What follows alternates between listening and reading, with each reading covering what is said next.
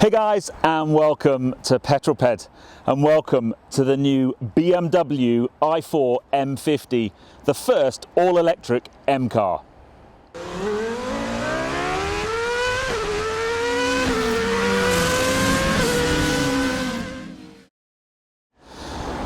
So yes, I'm here today at the Farnborough Exhibition Centre with BMW for an electric showcase. We have a whole range of different all-electric and hybrid vehicles from BMW to play with. But my eye was instantly drawn to this, the i4 M50. It's an all-electric M car. Now, from the outside, it looks a lot like, there's an awful lot of family DNA from M3 and M4, but don't be fooled, this is designed from the ground up as an all-electric vehicle. It's made on the same line as vehicles that have hybrid and ICE powertrains, but it is all-electric. And the giveaways to start with, well, maybe let's just talk about the grille to start with, shall we? Now, ever since the new 3 Series and 4 Series launched, the internet has been on fire with comments about the grille, the front end of the car. And I guess you either love it or hate it, or maybe you've kind of just come to live with it. If you don't like the new grille on the 3 Series and 4 Series, you're not going to like this because it's still a dominating feature of the front of the car. However, it is quite a bit different in terms of design from the ICE cars because this is a battery electric vehicle. Now, don't be fooled, although we don't need the same amount of radiators as we would have if we had an internal combustion engine in there, electric cars still need cooling. So there are some cooling elements here, but it's blocked off, and then actually what is housed on there are all of the kind of front end systems that look out ahead of the road and scan the road for things like autonomous driving and adaptive cruise control and so on. We've also got a slightly sleeker BMW laser light headlamp, and I just think the front end of the car, as long as you can get your head around that, which personally I can, it was a bit jarring to start with, but the more I spend time with cars that have it, the more I just don't see it anymore, and I actually think the front end of this car looks really cool. Let's wander around the back, because one of the things I love about this car, it's an electric car and it's in that kind of grand coupe, grand tourer format. It's not an SUV. So this may be an M car, but unfortunately the bit that it doesn't have are the big quad exhausts and that really leery diffuser. And that's for obvious reasons. It doesn't need an exhaust. And I think that does detract a little bit from the rear styling of the car. There's something about the rear end of an M car that makes it really very special. But I like the little lip spoiler, and it does have a kind of squatter, meaner stance on the road. The thing though that makes this car really, really interesting is the size of the boot and the practicality. It is a real kind of grand tourer in there. With the seats up, there's a big old boot space. There's room for 3 passengers in the back.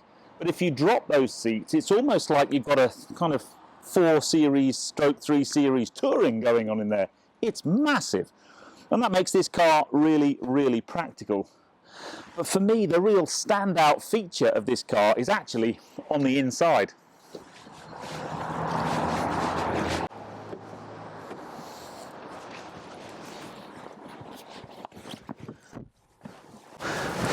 Ta-da! This screen, let me just start the car. This screen is really, really lovely. I mean, it's got this sweep to it, and it's made of a special non-reflective glass. So in front of me, where I'd normally have an instrument binnacle with a kind of cowling over it to protect the dials from sunlight so you didn't get glare, you don't have any of that. So you've just got this continuous sweep of glass with, there's still a familiarity to the dials in front of me from the, if you like, the traditional BMWs, but it elevates it to a real kind of new and edgy feel. And then this sweep here, I just think it's lovely. And I'm not normally a fan of screens that stick up out of the dashboard, but the way that works, that's really very, very nice. I've also got a head-up display, and then in here, well, what I like about it is it's still got a nod back to, if you like, a traditional BMW. You've got a kind of very sort of BMW looking gear selector. You've got the scroll wheel to control your screen and your sort of infotainment system, although it's all touch screen as well. But apart from a few buttons around the scroll wheel and a couple of buttons here to deal with the different drive modes, on the dash itself there are no buttons at all. Everything has been, if you like, consumed by this screen. Driving position wise, it's very BMW. I can get a really nice driving position. A nice steering wheel. It is quite a chunky steering wheel. I'm not so sure my friend Mr. Joe Achilles is going to like that too much. I wouldn't suggest I feel like I'm sat in an M car. These seats are nice. You can actually upgrade to the M seats, which I think look a little bit more sporty. But if you wanted to kind of fly under the radar a little bit, this is probably the seat choice for you. But everything else in here, there's enough carbon fibre to keep my carbon fibre wants happy. A nice bit of trim along here. But all in all, just a really nice cabin. So I reckon we take this car up the road and just put it through its paces. I've got a little short route today. I'm going to try and get this car for a little bit longer. Sadly, I only have it for a very limited amount of time. But let's take it for a ride, see what it feels like to drive, and I'll give you a little bit more information about all the numbers, because everybody wants to know about the numbers. The i4 M50 has two motors, a 230 kilowatt on the rear axle and a 290 kilowatt on the front. Combined output is 400 kilowatts or 544 horsepower, and it will support fast DC charging at up to 205 kilowatts. The i4 is also available as the eDrive 40, still 340 horsepower and 0 to 62 in 5.7 seconds, but at £12,000 cheaper and with 50 miles more range at up to 365, it is likely to be the volume seller. Okay, out on the road. I have no idea where I am, where I'm going, but it's just great to be able to get behind the wheel of this car. And for me, I find it interesting that BMW have taken such a long time to come to market with a raft of really good EVs, because let's face it, the BMW i3 for me is probably one of the best EVs there's ever been made. I think it's groundbreaking design. I know it has looks only a mother could love, but it's a brilliant car. So I've kind of been waiting and hoping that they're going to come to market with a bunch of really cool stuff. And I guess for me, form factor wise, having something like a kind of Grand Tourer saloon car format, I think really is the sweet spot. There are so many electric SUVs out there. I've only just stopped driving one with a little MG, and that's the kind of compact SUV. So this, I'm really excited about driving this. First things first, obvious statement coming, it feels just like any other BMW in here. It's a beautifully finished cabin. I've got all the technology I could need, but clearly underneath me is a full electric powertrain. Now, as I've already said, this has quite a lot of go, this M50, and I'm not going to be able to tap into hardly any of that today. I need to try and get this car on a slightly longer term test to do that. But it's got not just a big motor at the back, but motor on the front axle, so that'll give me all the go and lots of traction at the same time. But this screen is quite something. I mean, the detail when you've got it on the map like that is fantastic. What I would say is there's a lot of touching screens and stuff on there and sliding things around, which generally speaking is pretty good, especially when I'm at a set of traffic lights and nothing else to do. Route preview, there's loads and loads of stuff on here that I'm not going to be able to necessarily tap into. There's my climate menu or all my vehicle statistics. Again, it's one of these cars, oh, green light, let's go. One of these cars where you really do need to RTFM and get hold of the user manual and go through it and really get to understand exactly what your car can do. In terms of drive modes, I've got very familiar looking drive modes down there. I've got Eco, Pro and Comfort and Sport. I think in the interests of this test, even though I'm in a 30-mile-an-hour limit and I'm going to be quite restricted as to what I can do, and I'm kind of doing this in a bit of a one-take format, is I'm going to stick it into Sport mode. Oh, my gauges change. I've got a Sport individual. I can start to customize things if I want to, a bit like the kind of M buttons that you would find in a normal M car. It's very smooth. The suspension doesn't feel hard and crashy at all, which is kind of what you want when you're mooching around town like I'm doing at the moment. And I guess actually starting this little drive I've got in a built-up area is a pretty sensible thing to do, because this electric format car, they live their best life in a built-up area. Now, one of the things I can do, because I'm in sort of urban traffic, is if I move the gear selector over to the left to B, what I've just done is basically engage one pedal driving. So if I lift off, I've got actually quite aggressive retardation there without having to touch the brake pedal. So when you're driving around a town environment like this, you really don't need the brake at all. You just lift off and it's actually quite an aggressive one pedal driving.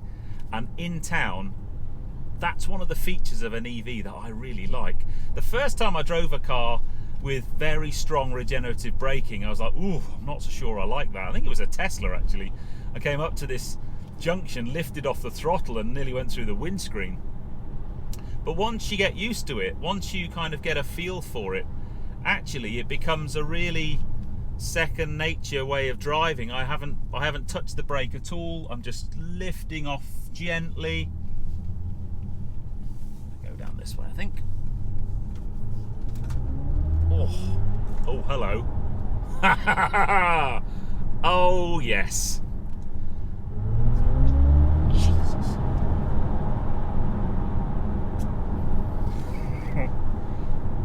This is an M car. This is definitely an M car. So it's the, oh man alive, that mid-range acceleration, instant torque is absolutely spot on. So from kind of your 50 miles an hour, if I just drop back down to 50 miles an hour, 50 miles an hour to 70, there you go. Now you can just feel the front axle there just gripping a little bit, but it's a very damp day today and no traction lights came on, no drama, just proper grunt. You get a kind of whir rather than a throaty roar of an internal combustion engine, but I quite like it. Oh, that's really addictive. At speed now on a dual carriageway, the steering has quite a weighty feel to it. The car feels very solid indeed, and the ride quality is phenomenal. It's really nice. It's so smooth, and I think the challenge with any electric car is because of the lack of noise from an engine, every other noise in the cabin is magnified. You can start to hear everything from the air conditioning fans to any rattle or any creak. Really kind of, you can't avoid it at all, and it's super smooth and super quiet in here. Oh wow. Yeah. Now what I'd love to be able to do is to get this car, I'm just going to put it onto the sat-nav screen because that's really nice and cool, is I'd love to get this car onto a nice long flowing B road, because I guess the big challenge is it's now got a whole big bunch of batteries which weigh a lot. But I love the fact that this, very much like the Mini Electric, when I went to see the Mini Electric being made at Mini Plant Oxford, it's made on the same line. Now, I guess the difference between Mini Electric and this, Mini Electric was kind of adapted to be an EV. They made space where the fuel tank would normally be and so on, and they created the motor so that it just dropped into the engine bay. This car is built from the ground up as an EV. Yes, it looks, to the outside, it looks like a 4 Series Grand Coupe, but it is a BEV from the ground up, and it's got some poke. Let's recap the performance figures. 544 horsepower with 795 newton meters of torque. That means the dash to 60 takes just 3.9 seconds. Although to reach the up to 315 miles of range quoted by BMW, it's probably best not to do that too often. Prices for the i4 eDrive 40 start from £51,904, with the M50 starting at £63,905. This particular car has the Adventurine Red Metallic Plus paint as an option, plus a visibility pack at £1,500, Technology Plus pack at £1,900, Comfort pack at £1,200, and the upgraded 20-inch M double-spoke bicolour alloys at £1,350, meaning it has £6,650 worth of options, giving an on-the-road price of £71,575. Although there are a couple of M50s here today with even more options, coming in at around the £76,000 mark. That's just never, ever gonna get boring, ever. Oh my days. Yeah, this car's got a turn of pace. A very, very impressive turn of pace. So what are my final impressions of the first fully electric BMW M car? Well, I am sure there are many of you out there that think that the word M car and electric should never be put in the same sentence. But unfortunately, people, we live in a world where we're going electric, and there's not much we can do about it. And actually, I see in my job now more and more cars coming to market that are all electric or hybridized in some way. So I think the best way to do it is to embrace it and to just kind of to give it a go, give it a try. And I have to say, I've driven a lot of electric cars recently, and what I like about this one is it's got the turn of pace of a 500 plus horsepower performance car, and it's got that instant torque, and it's got the traction of having the dual motor setup. So it's got all the things, all the best things about a electric car. It's super quiet, it's super composed, it's very, very smooth. I can imagine it's a very relaxing place to be on a long journey. But it also just feels like a BMW. And I know that sounds like maybe a daft thing to say, but when I first drove a Porsche Taycan, the overwhelming sensation I got when I drove a Porsche Taycan was, look, this is a phenomenal electric car, but it just feels like a Porsche. And BMW have done the same with this i4 M50. It's a BMW. I love that sweeping screen. I think that is absolutely class. It's got a lot of information on there. The colours are really nice. I think it's probably a bit overcomplicated, but I'm sure you probably only use a set number of functions anyway. The head-up display is really good. It's just giving me my instructions of how to get back to the conference centre. But all in all, this is a cracking car. For me though, the proof would be in the pudding of owning this car, and that is just what the range really is.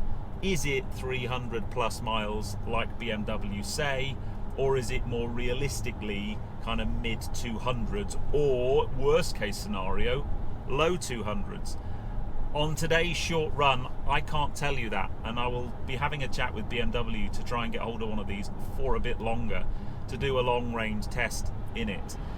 Space-wise in the back, there's not a gigantic amount of space in the back if you're a long-legged adult like me, but certainly enough, especially if the front seats are a little bit forward.